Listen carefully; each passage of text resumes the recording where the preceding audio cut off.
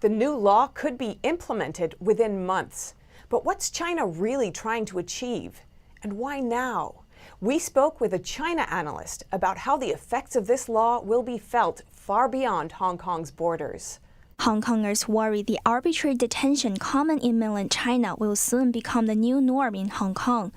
Our biggest fear right now is Chinese government, or in fact, the Hong Kong government will use this new law in the name of national security to crack down on the opposition or any members in the society who they do not like. Protests have resumed on the streets of Hong Kong. The U.S. has signaled it would sanction Chinese officials who help enforce the new law. Why is Beijing pushing the law at great risk of international backlash when it's already facing enormous international pressure for its handling of the virus?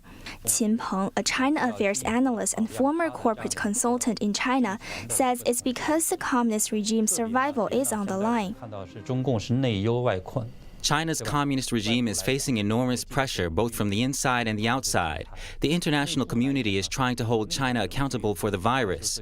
On the inside, Chinese people are also demanding accountability, and the voices demanding freedom are rising.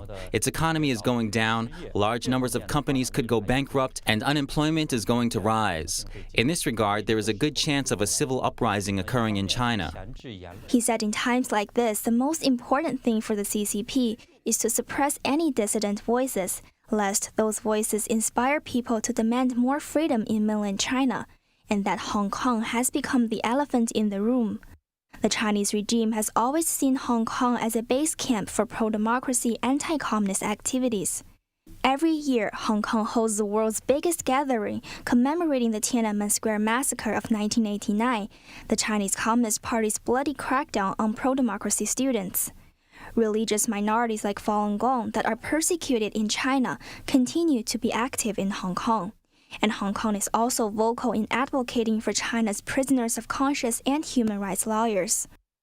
中共也是一直对自己的这个界河边上 Right across the river from mainland China, there is a place that's in some ways independent and free and cannot be completely controlled by the regime. This is just a thorn in the side for the CCP. Because in the eyes of the CCP, national security means the security of the CCP, of the Chinese Communist Party. It's not the security of the Chinese people or the security of China as a country. China's communist leader recently stressed that China needs to ensure stability in 6 areas, including basic living needs and food and energy security. Qin said the economic and trade slide in China has made Hong Kong less important for the CCP as a trade hub, but more a threat that triggers bigger change in China. The CCP is basically giving up Hong Kong. It is allowing Hong Kong to be crushed, and then it can turn around and say to the people of Hong Kong, look, this is all because of your protests. It is all because of the U.S. sanctions that Hong Kong suffers. It can use this as propaganda.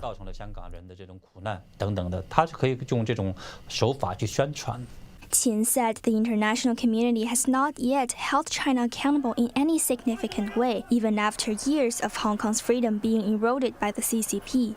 But the stakes might be higher for the world this time. Because in the past, protecting Hong Kong was just about Hong Kong and Americans' interests in Hong Kong.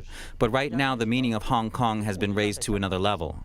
People have realized that if the Chinese Communist Party gets its way in Hong Kong, then in the future, its hand will reach the entire world.